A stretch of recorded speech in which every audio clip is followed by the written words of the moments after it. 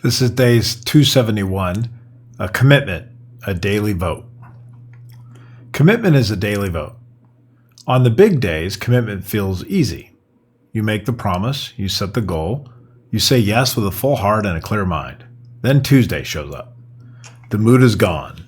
The moment becomes ordinary. And that is where commitment stops being a decision you made once and becomes a choice you have to make again. That is the real test. Commitment gets proven in the ordinary. We often talk about commitment like it lives in a single moment: the wedding day, the launch day, the first day, the bold declaration day. But real commitment does not survive on one strong moment. It has to be renewed in small, unseen ones.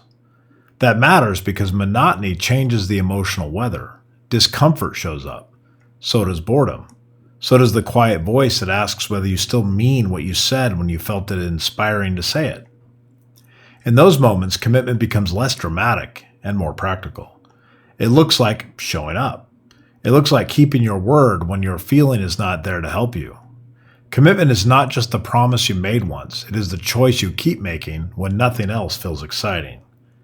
I think that is where a lot of good things either deepen or drift. Not in the crisis alone, but in the repetition, in the check-in you still have, in the conversation you do not avoid, in the plan you adjust instead of abandon, in the decision to stay honest about what is hard, rather than pretending that hard means wrong. This is true in relationships. It is true in work.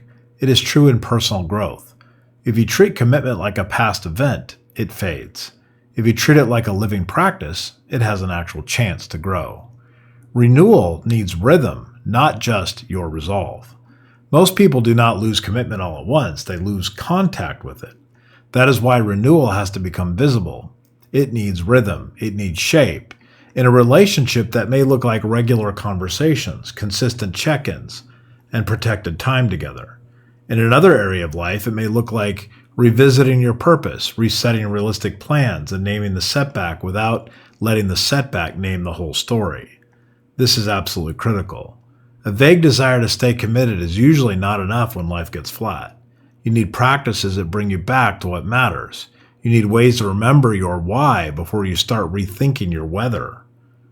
Sometimes that means reflection, sometimes prayer, sometimes a hard conversation. Sometimes support from people who can help you stay aligned when your motivation drops. Willpower matters, but it is overrated when it works alone. There are seasons when recommitment needs help. Supportive relationships matter, accountability matters, therapy can matter, honest reflection matters, not because commitment is weak, but because human beings are. We forget, we drift, we get tired, we need reminders. We need realignment with our core principles again and again and again. Repeat, repeat, repeat. Choose again today.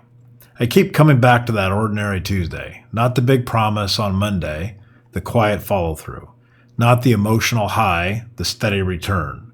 That is where devotion becomes real. That is where discipline starts to carry meaning. That is where a committed life is actually built. If you are in a season of discomfort or monotony, it does not automatically mean you chose the wrong thing. It may mean you are standing in the exact place where commitment becomes mature, less shiny, but more solid. So here's the simple next step for today. Pick one area of your life that matters and renew it in one visible way. Have the conversation, set the check-in, revisit the reasons, say the prayer, make the realistic plan, then do it again when Tuesday comes around.